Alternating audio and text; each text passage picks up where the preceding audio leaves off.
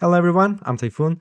In our previous lectures of this section, we have explored how signals behave in the time domain, where the x-axis represents time and the graph shows how the amplitude of a signal varies over time.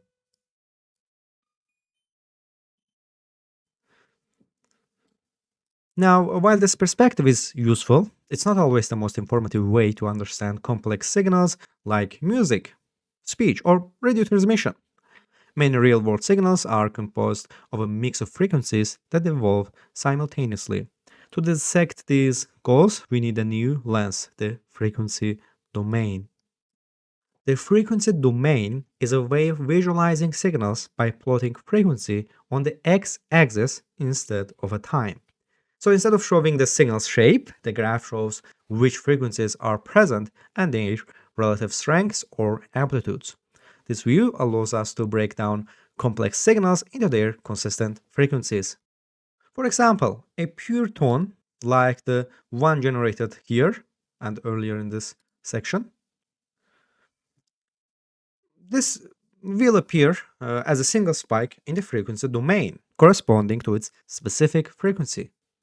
A complex sound like a music chord or rumbling bass will appear as a multiple spikes or spread of frequencies, showing the mix of frequencies that create the sound. This concept extends beyond audio radio signals, electromagnetic waves, and even biological signals can all be analyzed in the frequency domain. Let's take an example of a music. A bass guitar produces low-pitched sounds in the frequency domain. You'd see the spike at the lower frequencies. A flute produces high-pitched sounds, resulting in spikes at higher frequencies, like this. A full orchestra produces a complex mix of low, mid, and high frequencies, all visible as a rich pattern in the frequency domain. By visualizing these signals, we can distinguish their components. For instance, even though the subwoofer's rumbly bass and vocalist melody overlap in the time domain, they are clearly separable in the frequency domain. To visualize signals in the frequency domain, we need a mathematical tool that analyzes the signal and extracts its frequency component. This tool is the Fourier transform, named after the mathematician Joseph Fourier. So you might ask, what does the Fourier transform do? The Fourier transform takes a signal, a varying amplitude over time, and breaks it into constituent frequencies. For instance, a single sinusoidal wave translates to a single frequency spike. A complex wave translates to a spectrum of frequencies. In simpler terms, it answers the question, what frequencies are present in the signal and how strong are they? The discrete Fourier transform, DFT. Since STRs and modern systems use sampled, which digital data, we rely on the discrete Fourier transform, DFT, which performs the same operation as the Fourier transform, but on a discrete data points. Fast Fourier transform, FFT. The FFT is computationally efficient algorithm to compute the DFT. It is widely used in software-defined radio systems because of its speed and reliability.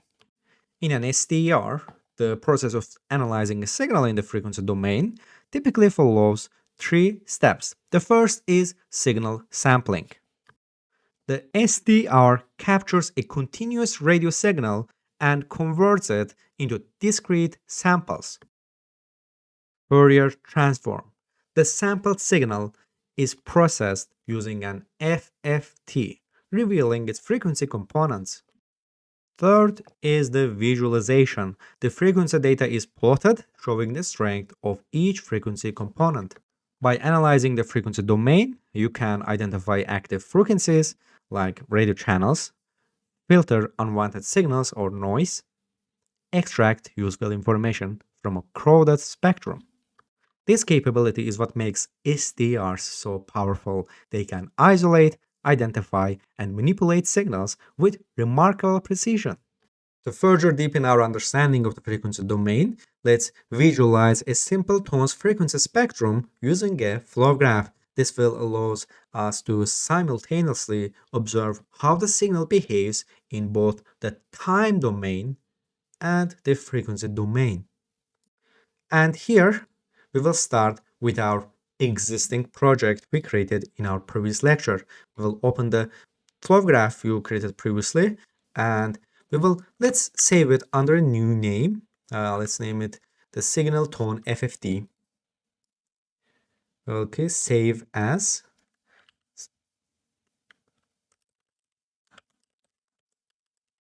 FFT.grc. This ensures you can work on this variation without losing your earlier one. We will add Qt GUI frequency sync block. We will insert this frequency sync block into the flow graph, and here this block computes and displays the FFT of the connected signal, showing the frequency components in real time. And here we will link the signal source block to the frequency sync block.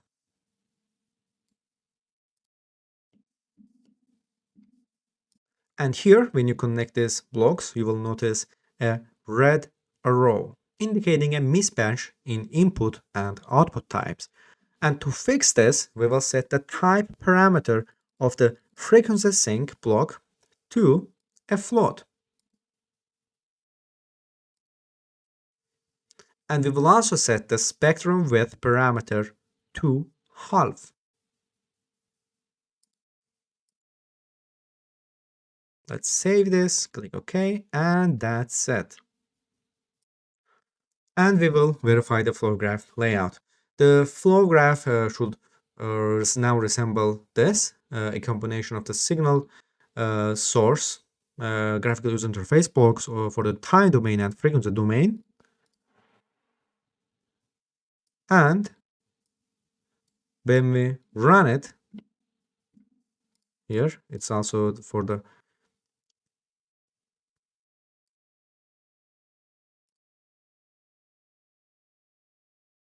and that's it.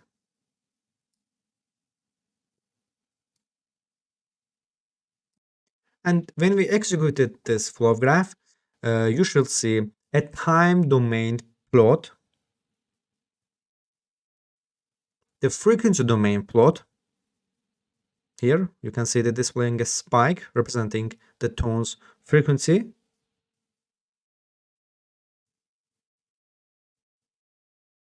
And the frequency slider, which you can use to adjust the tone's frequency in real time.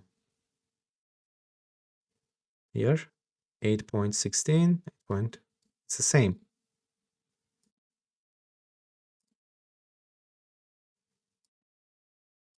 Initially, you will notice here, if I put it to the start,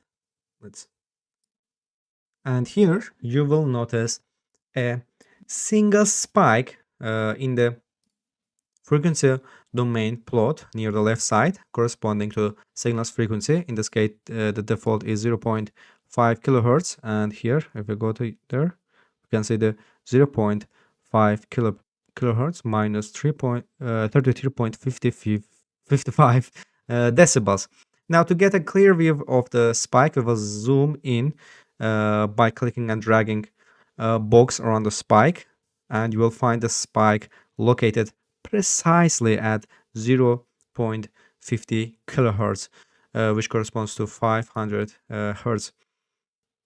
Here, the time domain plot reveals how the tone oscillates as a sinusoid over time, and this frequency domain plot derived using the FFT simplifies this view by isolating and showcasing the dominant frequency or frequencies in the signal. This dual visualization highlights how the same signal can be represented in two different domains, each offering unique insights. The frequency domain plot provides a clear view of the dominant frequency in a signal. in this case 500 Hz, which aligns with the default frequency of the signal source. However, you might notice that the peak in the plot isn't perfectly sharp. Now let's dive deeper to understand why this happens and how we can refine it.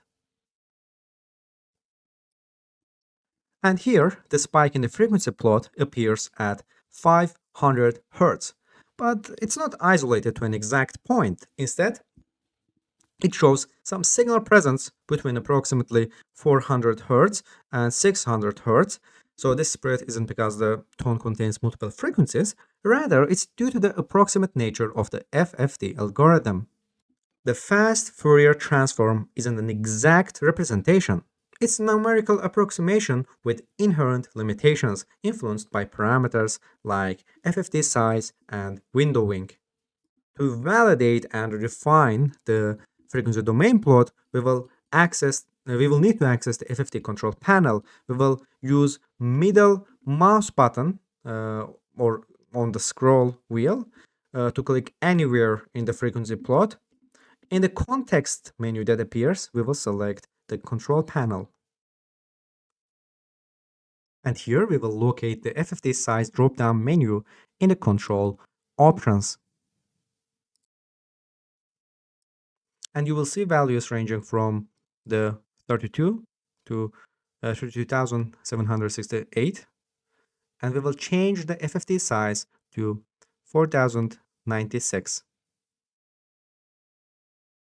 And here, after increasing the FFT size, we will zoom back into the spike using this click and drag zoom.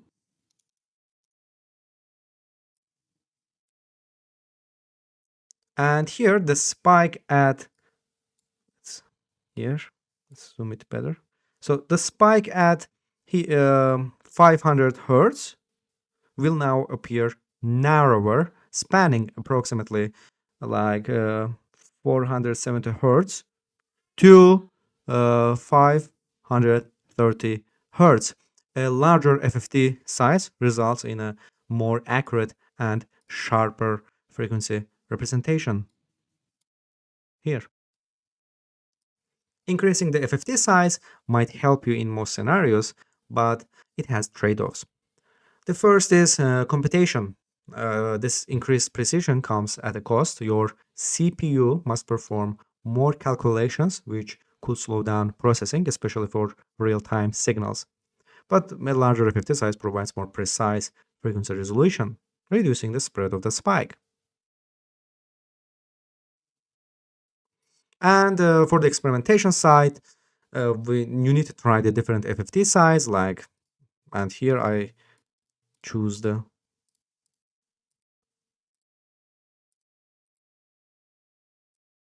here. So, and you should observe how the plot changes the balance and find the balance between accuracy and computational efficiency for your system. This exercise demonstrates that while the FFT algorithm is an approximation, its accuracy can be fine-tuned by adjusting parameters like the FFT size. The result is a cleaner and more precise visualization of the signal's frequency content. By exploring the frequency domain using a simple tone generator and FFT visualization, we have uncovered several critical aspects of signal analysis. The first is sinusoid produce pure tones. As sinusoidal signals generate a single dominant frequency as verified by the spike in the frequency plot at 500 Hz. Second, FFT's imperfections and adjustability. The spread of the frequency spike isn't due to the presence of additional frequencies, but is a result of the FFT's mathematical approximations. Increasing the FFT size narrows the spike, improving accuracy, but requires more computational resources. The third is importance of frequency analysis. Whether working with audio signals or radio signals, frequency analysis is foundational for identifying, isolating, and processing signals. The frequency domain view, powered by tools like the FFT, allows us to break down complex signals into their frequency components. providing insights not immediately apparent in the time domain. So with this understanding, you are now better equipped to analyze signals across various domains, from audio processing to software-defined radio. In subsequent exercises, we will build on this foundation to explore more complex signals and applications. My name is Stefan, and I'm waiting you in next lecture. By the way, you can also download this file in resources section of this lecture.